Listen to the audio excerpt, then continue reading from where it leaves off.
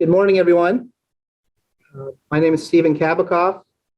I am an IP attorney from the law firm of Miller & Martin in Atlanta, and also the vice chair-elect of the high-tech sector for this upcoming year. And I was honored earlier to present the award for the Deal of Distinction on behalf of the high technology sector to Samir Armali and other members involved in the long-term patent license agreement between Xperi Corporation and Comcast Corporation, covering technologies for video delivery and streaming services that are used by millions of people. And that was our winning deal this year. And unfortunately, we only had 5 minutes for the award presentation. I should have played yesterday at the LES business meeting. And really what the purpose of this session is to get more detail about the deal and do a little bit of a deeper dive, as the title of the session suggests. I'd like to just briefly introduce Samir, whose bio is also on the LES website in connection with this session. Samir is the president of IP licensing at Xperi Corporation, and he was intimately involved in the winning Deal of Distinction. Since 2001, he has held various management positions for Gemstar TV Guide, Rovi, TiVo, and now Xperi. Samir has been responsible for all aspects of the company's media IP business, and that business has generated more than $3.5 billion in licensing revenue since its inception. Before joining the company, Samir was an attorney in private practice, and he holds a Bachelor of Science in Mechanical Engineering from the University of Missouri and a JD from the University of California at Berkeley. So thank you, Samir, for joining me today to talk about the winning Deal of Distinction transaction between Xperi and Comcast. I also just want to make a point. For those of you who have questions, please feel free to enter them in the chat box on Zoom. And at the end, I'll reserve some time so we can address any questions you may have just based on our discussion. So Samir, again, thank you for joining me. Sure thing, Stephen. Thank you for having us. And Samir, just to start things off, would you mind starting the discussion with just a general description of the Comcast Xperi license and maybe provide some history or background of what led to the deal? Certainly. We're again very pleased to be here. We thank LES for the award and the recognition of this deal. It was certainly a large and important deal for both companies, something that we're quite proud of, and we do feel is unique in how it came together. The background that I provide is that Xperi as a company, and maybe some of its predecessors that are better known, Gemstar, Rovi, and TiVo, have had a long history in licensing in the media space. That goes back more than 20 years. And probably where we were most well-known and had the most success was licensing the traditional US pay TV providers, folks very much like Comcast. That licensing program began in the early 2000s, and we entered into long-term deals with many of the leading US pay TV providers at that time. Those agreements came up for renewal in the 2015-2016 timeframe. And at that time, we embarked on a renewal program to try to successfully relicense those players at that time. Comcast obviously was one of the leading US pay TV providers in the early 2000s and continued to be one of the leading providers throughout that time frame. And so certainly was one of the important opportunities for us to successfully get done. Unfortunately, it took a little longer than we'd like. Their original agreement expired in 2016, but we were able to find a resolution here last year in 2020. And so that period of time was the company's trying to figure out how to enter into a new license agreement, taking into account all the changes that had happened between their respective companies over the past decade plus. We were fortunate that after obviously a lot of hard work from both sides and some creativity to find a resolution, that deal really provided a broad license under Xperi's patent portfolios for Comcast, for all of its businesses. It's not just a traditional pay TV provider today. It's got a number of different businesses in direct-to-home consumer, direct-to-consumer streaming. It's got worldwide businesses today. And obviously our business has continued to evolve over the past decade.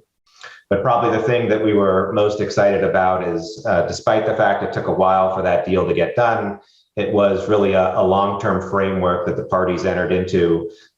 We announced that the deal extends into 2031, which is certainly a relatively long time for the parties to have a licensing relationship, particularly in what we would consider to be a fast-moving environment of the entertainment industry.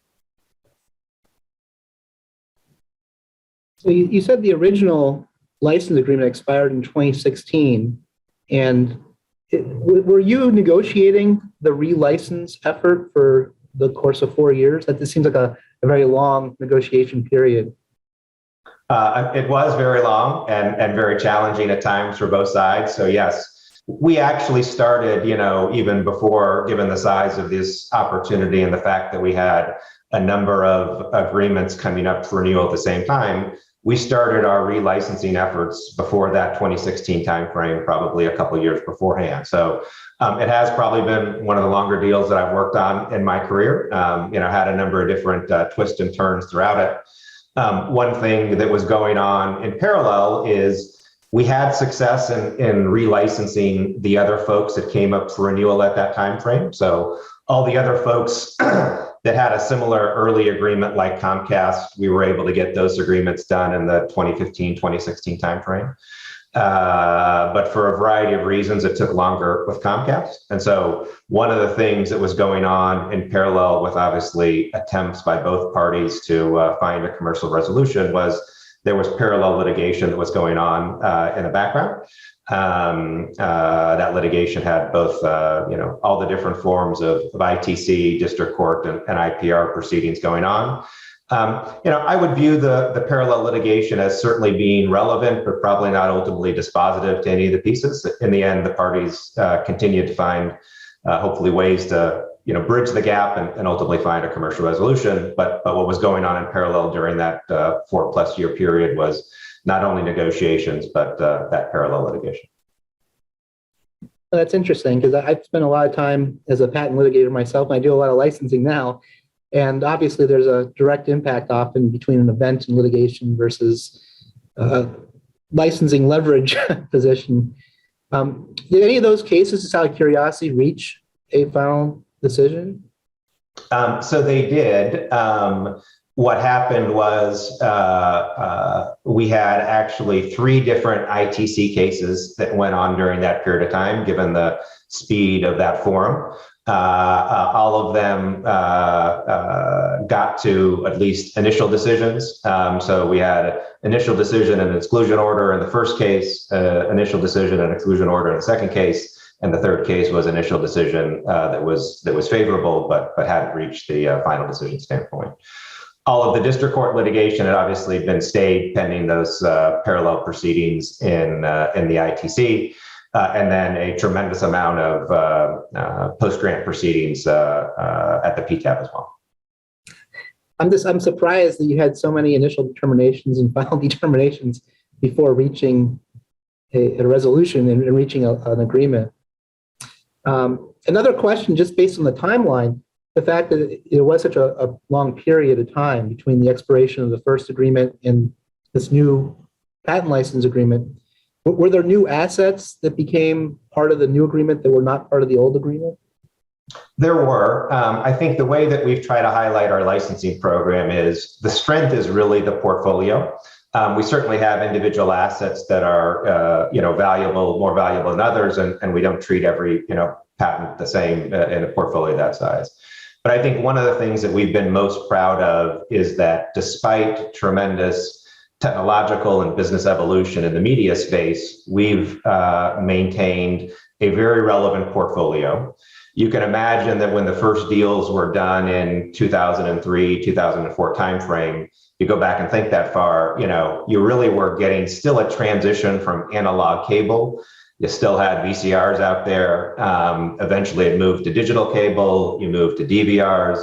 You had video on demand. You moved then to multi-screen solutions and streaming. So the world and the underlying, technological offerings were very different from the first deal to the second deal.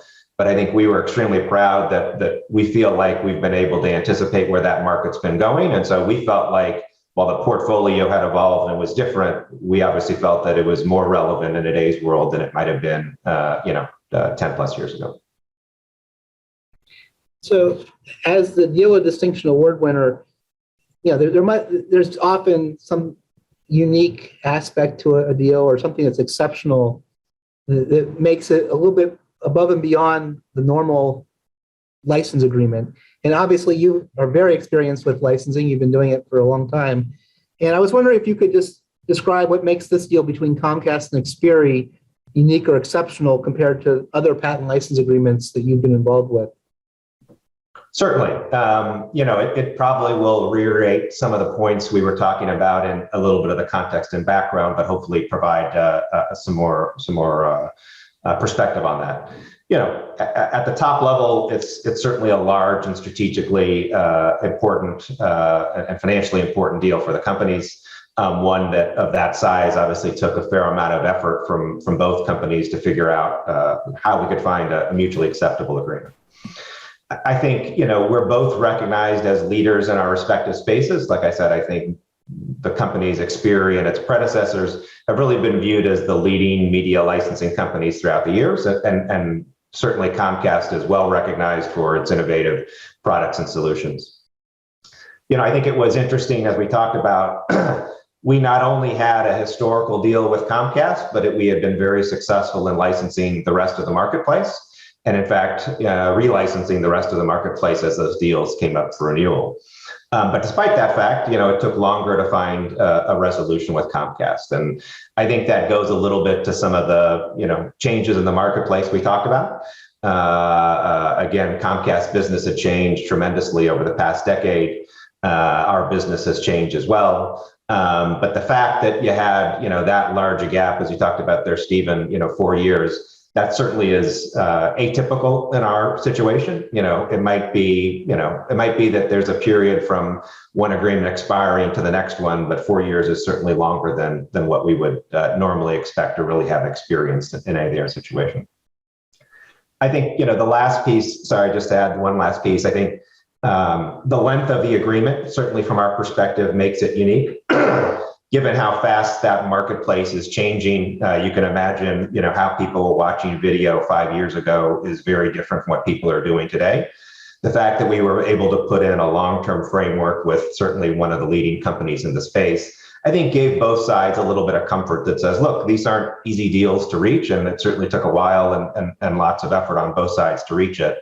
Once we found a framework that worked for both sides, I think we both felt it would be best to put that in place in the long term. And so for a licensing company like ours, where there's always questions about, how relevant is the portfolio and can you continue to stay relevant as the world evolves, being able to show that a market leading company views the relevance and the value of the portfolio, not just existing today, but well into the future, is something that was extremely important and valuable to Xperi.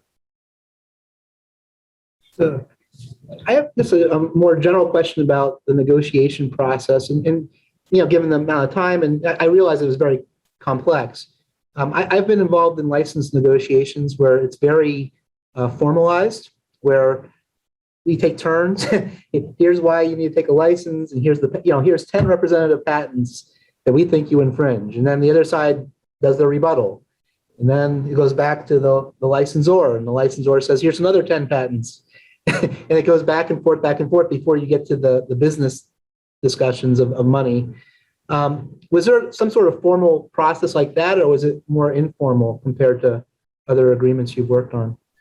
I think given its size and complexity, there was a fair amount of formality to it. Our typical approach is, given the size of our portfolio, our media portfolio is north of 5,000 assets. So it's certainly meaningful enough in this space, and certainly too big to try to present, everything that's relevant. So we usually try to identify a select set of exemplary patents to show, detailed claim charts for. In this case, I think we've talked about that with the US pay TV companies, we kind of picked 50 patents, and so it was a meaningful, lift to go through that with both sides, and certainly both sides invested a lot of time and effort to understand the landscape of not everything that's in the portfolio, but certainly, what types of things does it cover from a breadth and depth perspective. I think generally, we know that process takes time, so we try to start early. That process usually ends up in a period where you agree to disagree. I don't think they're ever going to kind of 100% agree with our positions on the portfolio, and likewise, I'm not sure we'll ever 100% agree with their perspective on the portfolio. So we certainly do like to, in parallel, try to get the business negotiations going. I think we benefited from having a well-known reputation in that industry. This wasn't our first licensing effort in pay TV. We knew the models well. We had a pre-existing agreement with Comcast, and so we both had a decent starting place to have those discussions. But as we mentioned, the business has evolved significantly over the past decade. So just because we had an agreement in place before, by no means meant that we had a template that worked, for today. So yes, I would say there was a fair amount of formality to the approach, but probably no different than how we try to approach these large agreements. And in two, I think both sides benefited from not viewing it necessarily serially, that you had to kind of finish the patent discussions before you could start the business discussions. We kind of let them run, somewhat in parallel, each having its own track and making more or less progress on one side or the other at different times. Yeah, I'll just point out in the award ceremony, the 5-minute presentation we did before, you have quite a big team that was involved in this transaction, just from the Xperi side. And I imagine Comcast had a similar size team on their side. And I was just wondering if you could describe maybe the various roles that people had in this licensing negotiation and in reaching an agreement, because maybe it's a way to also, give recognition to the other people who worked on this deal. Absolutely. We're extremely proud of the team we have at Xperi. I'm fortunate to be, accepting this award on behalf of a number of people. And as we mentioned in our remarks, we certainly are very appreciative of the colleagues and counterparts we have at Comcast, because it took both sides, putting a tremendous amount of effort, not only throughout the 4 years, but certainly as we got closer to getting it done in order to find an agreement. I think we approached this a little differently than how we approached other ones, given the size of the opportunity and the fact that we had multiple of these big renewals coming up at the same time. So we actually, back in the mid 2010s, set up a dedicated team just focused on these upcoming renewals.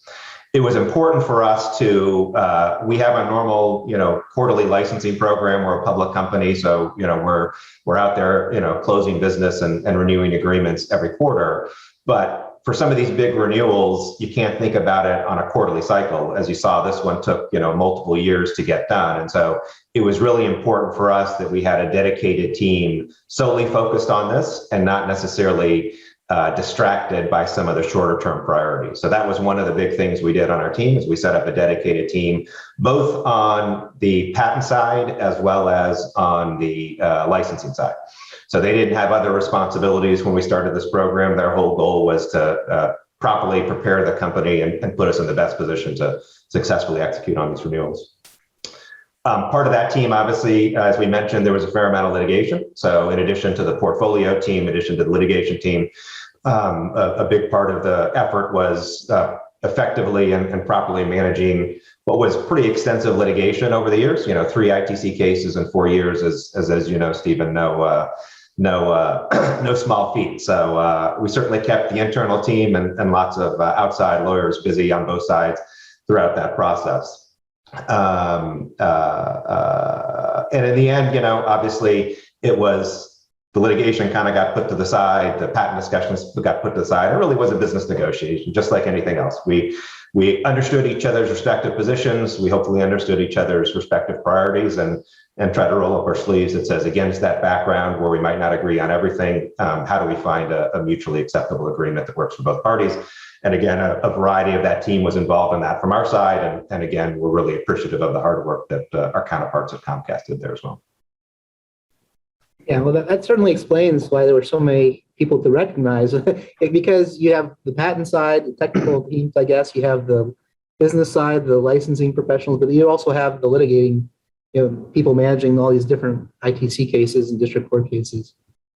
Yeah, it's an impressive team, and I think it's one of what we believe is our unique aspects at Experian. We're really pleased with the team we've developed throughout the years. We've got a mixture of folks that have long tenure and have been around for a while, and a mixture of folks that are newer to the business that bring fresh and different perspectives. We're obviously trying to always evolve what we're doing here, and so certainly a great asset that we have.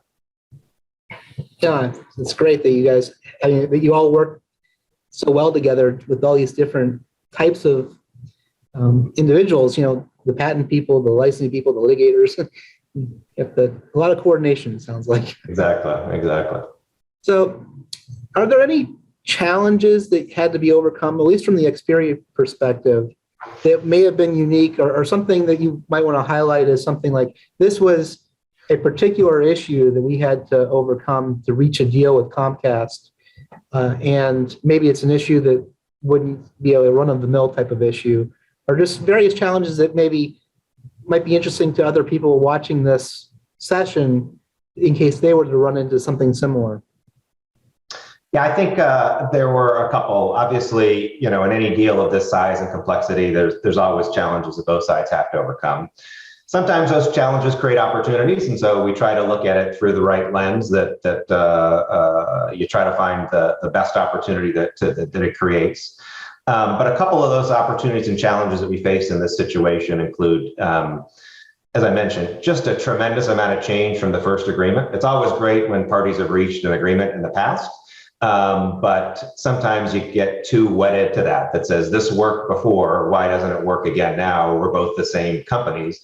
The reality is we weren't really the same companies. A lot had changed over that past period of time.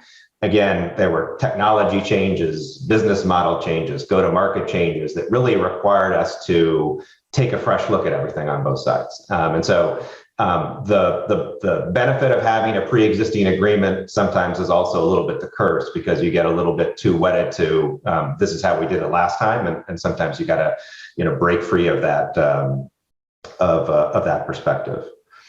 I think another interesting component was outside in, Comcast had changed a lot. We certainly don't know their business as well as they do, but they had made significant investments in their technology over the past decade.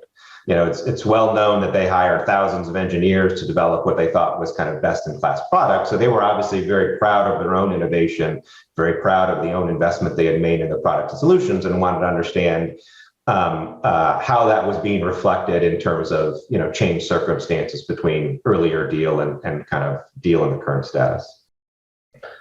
I think both businesses, but in particular theirs, were more global in nature. Comcast is not just a U.S. company. They've made a significant investment in Europe in their Sky business, and so kind of thinking about it geographically from a much larger footprint was something that required both sides to factor that into it.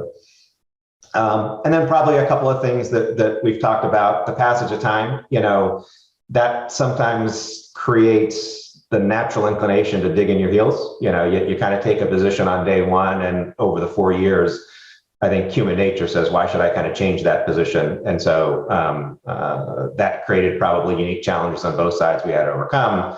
You had the litigation that was going on in parallel that probably had lots of battles, but I'm not sure any individual, wins of the war. And so, at any given time, one side might feel better or worse about the situation that they had there, and trying to figure out how that factored into their negotiating perspective.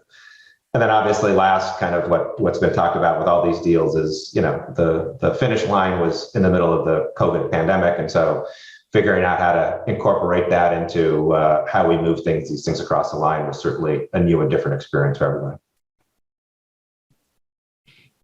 So I just noticed some questions we did. I'll take them in real time if you don't mind. I had originally said we'll hold them to the end, but Sure. So one question is, was there some sort of extension or renewal provision in the original license agreement that Comcast exercised, maybe just later in time, or were they technically in violation of the IP assets for 4 years? So there wasn't a automatic renewal provision that they exercised. that's really the reason for the litigation that was going on in parallel. So once the original agreement expired, they were unlicensed, and the parties were actively working on how do you put essentially a new agreement in place. Like I said, we had one in the past, but the business has changed a fair amount. From our perspective, certainly what was relevant was that we had done renewal agreements with all the other folks. So we had created, essentially a new framework for how we were going to license this market in this current time frame. And so we weren't starting from a clean piece of paper, but obviously trying to figure out how we, against that framework, address what were unique issues for Comcast. Another question is, are there written materials that describe the deal that might be available somewhere for, I know there's press releases, but was there any other sort of information that you could direct people to if they wanted to learn more about the deal? Unfortunately not. I mean, there's certainly a fair amount of discussion about it in the commentary of the business around the time. It's a material deal for the company. We're a public company, so we talked a fair amount about it on our earnings call around the November 2000 kind of time frame.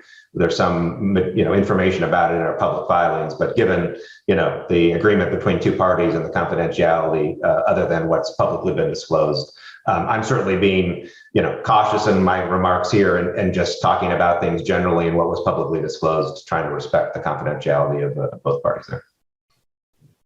I think, and that's appropriate. And by the way, if I ask a question that you feel you can't answer, that's okay too. Just say so. Another question was this a full portfolio deal or specific to only certain patents?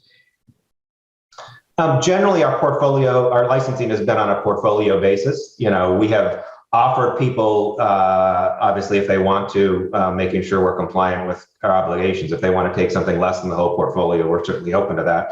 There might be different terms and conditions associated with it, but in the 20 plus years that I've been licensing this portfolio, I think one person has taken us up on that. So generally all of our deals are portfolio licenses. Given the size and scope of the portfolio, and I think how interrelated it is, it makes the most business sense. Again, everybody can make their own decision, but I think the market's kind of voted with their feet there that really everybody has ultimately taken us up on that option. Practically everyone's taken us up on that option because it makes the most practical sense. So this one was portfolio licensing, and generally all of our licensing is that way. So you had mentioned earlier about Comcast saying they had developed their own IP, essentially their own technology, and they've changed over time as well as Xperi. Was there any cross-licensing component to the deal where Xperi had to take a license to Comcast portfolio? I think we haven't talked about that publicly, so I'll answer more generally about that. Xperi today and its predecessors, TiVo and Rovi and Gemstar, have been combined patent and product businesses. So we have a very strong IP licensing business, but we also have a very strong product business. So generally, when we do our licensing deals, without talking about this one specifically, we certainly like to address all of the IP issues at the same time. It really doesn't make sense for us to say, great, let's talk to you about our portfolio, and then 3 months later, you guys talk to us about your portfolio. So as a general matter, we try to address all of that at the same time. And again, I think it certainly is not it's not confidential information to say that Comcast has made significant investments in their technology and their innovation and have done a tremendous job, not only on the patent side, but more importantly, really on the product innovations they've developed there. So that was certainly one of the things that got reflected as we were talking with them, trying to find how we, in their mind, address that change circumstance.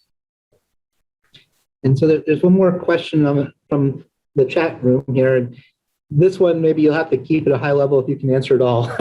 The question is, can you summarize in this ballpark any financial terms that have been publicly released for the patent license? Yeah, so I will keep it at a high level, but we have disclosed some of this. Again, it's a material deal from the company side. The way we looked at the licensing business, the media licensing business from the past was, sorry, my screen went blank here for a second, we had a business that was roughly a $300 million a year run rate business. So if you take all of our licensing agreements, that's the size. The interesting thing was for a licensing business where usually you see a little bit more volatility and a little bit more episodic revenue, it was pretty steady. We averaged $300 million a year over the past decade back. The low point was around 287 million and the high point was around 315 million. So there wasn't a lot of variability in there. Some years were higher, some years were lower, but you had a pretty good mean there that you kind of over time averaged to. When we got Comcast done, we said we think our new annual average baseline goes from 300 to $350 million a year. So it certainly was a material deal for us. You can do the math there in terms of the percentages there. But we've talked about now, post Comcast, our average annual baseline for the media licensing business is $350 million a year. So just taking a step back, given the whole process of, the 4-year negotiation and reaching a deal and all the litigations and whatnot, if you had to just put your finger on a few bullet points, 2 or 3 quote unquote lessons learned or takeaways for other licensing professionals who are watching the session, can you think of certain types of lessons that you would share based on your experience in this particular transaction? Yeah, I think, we certainly try to learn from every deal we do and get better. And this one had lots of learnings in there. You think you know what you're doing on day one and 4 years later, you think, oh, I would have done things differently if hindsight was 2020. Some of these probably aren't unique to this agreement, but were definitely reinforced, in the process of trying to find a resolution here. I have a couple, I think the first one is relationships really matter in getting a deal done. My view is that ultimately these deals are reached by people who are representing their companies. They're doing the best for their company, but there's somebody or somebody's on the other side of the table that we're negotiating with. I think we had the benefit that on both sides, the majority of the negotiating team was the same over the 4 years. There were different folks that came in at different times, but I think a core part of the teams, both on our side and on Comcast side, were there throughout the period. And I think that helps. Doesn't mean that we always agreed with each other. We certainly had different perspectives throughout the times, but hopefully over that period of time, we developed the, level of trust and respect for each other that we understood, ultimately what was important in reaching agreement for both sides. So I think relationships and developing those is really important.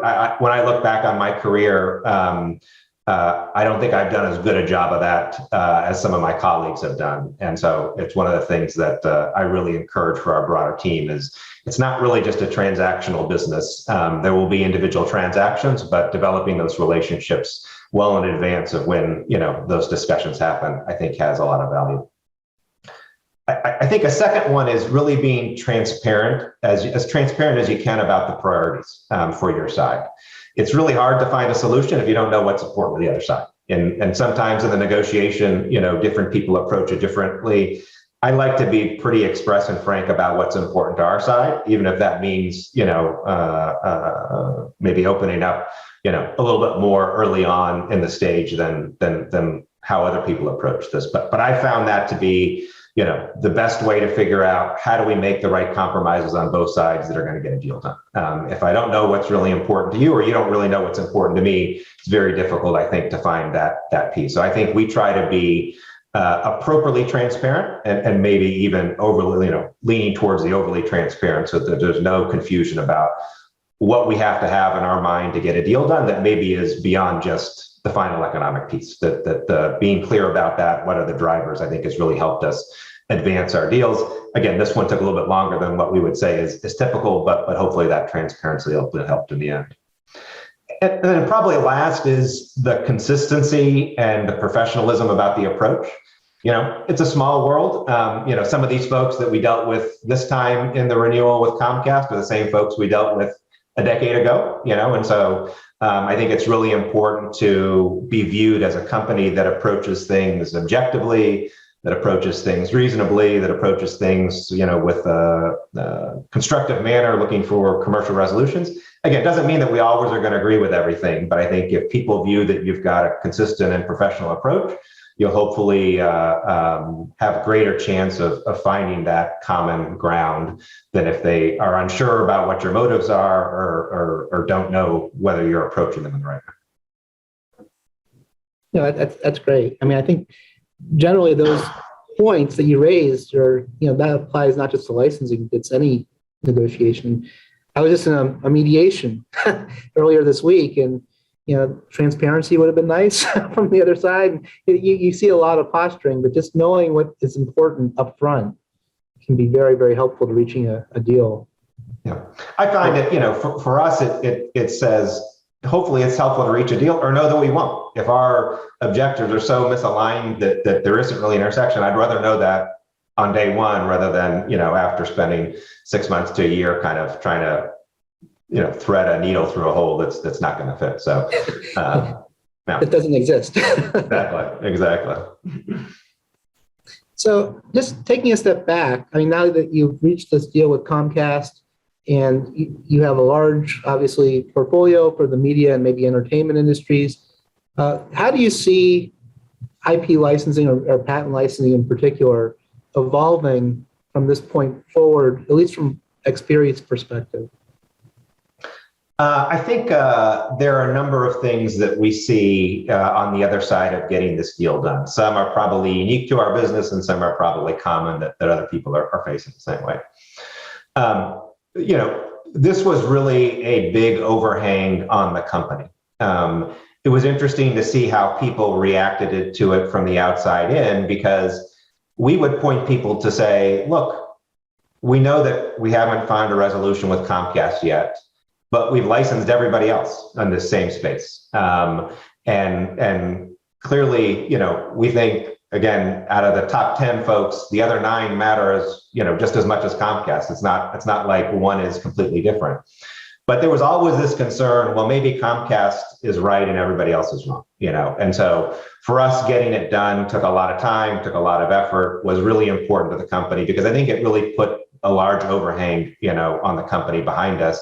As much as we tried to say, look, we're running business as usual. We had really kind of isolated Comcast, like I said, to a separate team. We were running the rest of the business as business as usual and trying to focus on things, because once it was clear we weren't going to get a quick renewal done with Comcast, we were, I think, both, in it for the long haul.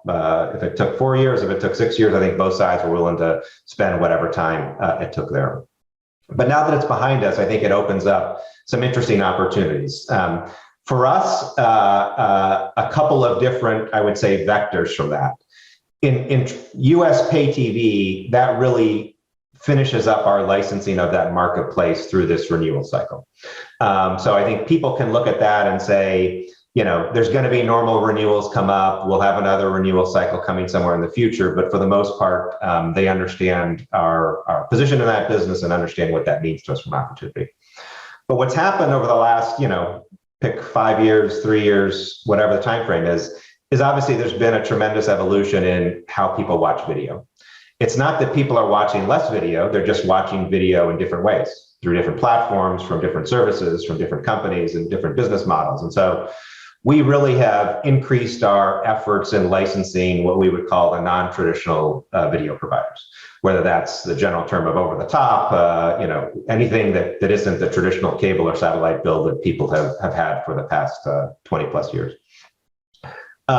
That's a really interesting area. It's a lot of new players, it's different offerings, it's different services, but we feel like our portfolio is equally relevant there. And probably we didn't have as much time or energy to focus on it with a little bit of the overhang of finishing up the pay TV licensing. So that certainly is an increased area for us, one that we're very excited about. Earlier this year, we announced a big renewal with Google, which obviously has a lot of different video offerings that you wouldn't consider to be the same as a cable or satellite offering. And so we've had earlier deals, but we're really kind of ramping up that effort in what we consider the non-traditional video space.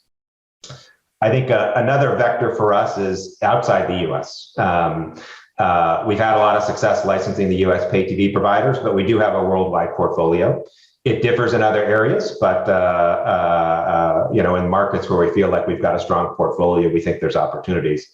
So for us, Canada is a really interesting market. Obviously, geographically close to the US, smaller in size, different portfolio, but very similar pay TV offerings there. And so we've had historical success licensing there, but that's probably our next big opportunity in the traditional pay TV space, is finishing up the licensing in that marketplace.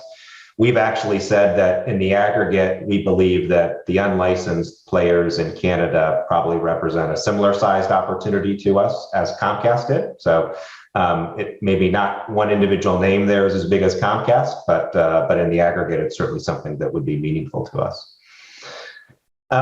So from from our perspective, that's probably where we see our licensing business going.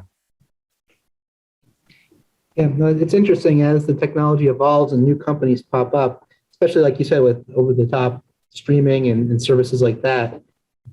It's interesting to at least from a patent attorney's point of view, looking at the claims and seeing how much was foreseen at the time the patent was acquired.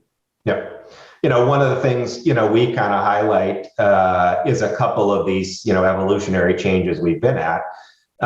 We were doing recording, for example, well before DVRs came around, well before network DVRs came around. We were just doing it on VCRs. That was our portfolio. But the concepts were really around how do you simplify recording, not are you doing it in an analog tape versus some digital medium. Same thing in on-demand, the cable companies were offering on-demand services well before, Netflix was a streaming company. They were still just a DVD company and stuff like that. So we feel like we've been in this space for a long period of time. Obviously, the market and end use cases are evolving, but it's certainly one of the things that is the transition we're going through, is looking at some of these earlier innovations that were, maybe platform agnostic, but are now being deployed in different and new platforms. So certainly a very interesting area for us. Yeah, something you said earlier kind of struck me. You said that it was important to reach the deal with Comcast, but it also signals to your existing licensees that they should not default. And I was wondering, did any licensee that you currently had, were they somehow holding out based on the Comcast negotiation? I think that was I think the answer is generally no, fortunately, but it was one of the things that we were most concerned about early on, when they didn't renew kind of timely. Again, I think we were able to point to the fact that we viewed the situation with Comcast as more the exception than the rule. The fact that we'd signed up, 9 out of the other 10, top 10 pay TV providers was a good indicator that, it wasn't just people not taking a license. Hopefully this was the exception to it. But early on, that was the concern. And I think what was more challenging for us is the litigation with Comcast, in my mind, got an outsized amount of attention.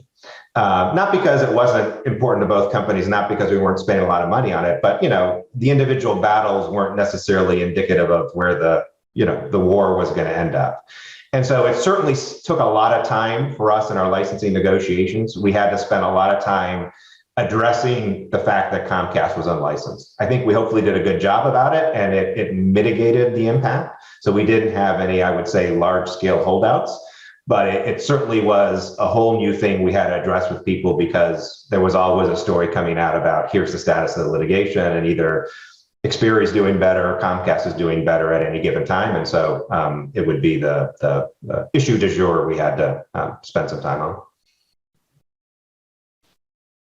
My next question is actually this is after you had reached the deal with Comcast, but with the pandemic and the lockdown for the last 18 months, and how your licensing practice within Xperi may have had to adapt, and if you think any of those adaptations are going to persist in the way you do business moving forward. It certainly has adapted, I think, like everybody, almost by necessity. We've had to play the hand we've been dealt here in kind of a crazy world that none of us would have expected. I've been very pleased with how we've adapted. I was concerned early on that it would slow down our licensing efforts because, look, I think there still is no substitute for face-to-face interaction. going back to the relationship building that we talked about, going back to understanding what's really important to people. Those things I think are easier to do face to face than it is, from one screen to another. So the absence of that, I think, has hurt us, but I think we've done a pretty good job in mitigating it. I think, we certainly didn't use video conferencing, obviously, nearly as much as we do today. And that's allowed us probably to move faster in some of our licensing negotiations, particularly with folks that aren't located in the same place. Scheduling a meeting to have, a 1 hour Zoom discussion versus trying to coordinate schedules where people could meet in person with travel and stuff like that. I think that's allowed us to be, more efficient. I think the other thing that's interesting is it's probably changed some of our hiring practices, as opposed to saying we need people to be physically located in one of the offices we've had. We've been a little bit more flexible and said, look, we really want the best talent. And if the best talent is somewhere where our office isn't, but we can address that through video conferencing and through, appropriate getting together in person at the right time. I think it's allowed, especially as we're growing our business, to probably get exposed to a deeper talent pool than we might otherwise have been able to if we were focused so much on, geographic proximity to one or two offices that are our key hubs for licensing. But in the end, I think, we hope that we get back to some balance. Like I said, I think we do feel like the absence of the face-to-face negotiation has impacted some things. And if we can balance that with being more effective and efficient and only using it when it's necessary and relying on the more efficient, video conferences, I think that will really allow us to have the best of both worlds. But all in all, I think we've been pretty pleased that despite initial concerns that it would slow us down, everyone's adapted well. And quite frankly, not just within our company, it took, both sides to be able to do it. And again, I think it's probably out of necessity. The world needed to continue moving forward. And I think people have done a pretty good job of finding the ways to do that. Is your company still all remote, or are you mixed, or are people coming in? We are, we've done some soft opening of offices in different places. And obviously from a geographic footprint varies very differently. Some of the international offices are at different phases than some of the US ones, and even within the US, depending on which state it's in. We're still largely remote, and certainly looking at what the policy will be when we are comfortable, truly opening up the offices back beyond just a little bit of a soft launch. Yeah, it's really interesting to ask that question to different people because, every law firm or business, they're all taking different approaches. My firm where I am, I'm in the office right now, and I've been coming in for months, and we've been in person, where other firms have just said, don't come back until next year, or an indefinite amount of time.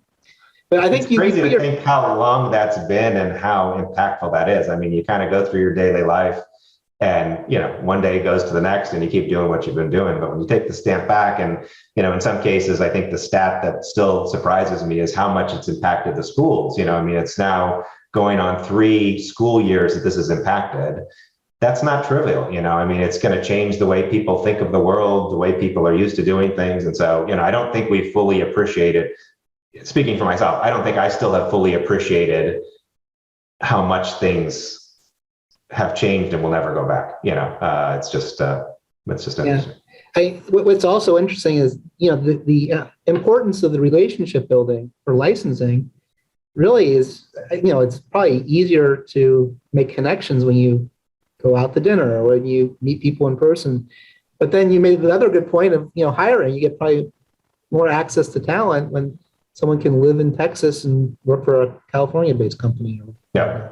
And going back to your point about, the benefit of some of these, conferences like this being in person, it's another chance for people to kind of get together, outside of, transaction A or transaction B and continue to develop those relationships. So finding that right balance will be important because I think, while we've made it work in the current situation, I think it's certainly suboptimal.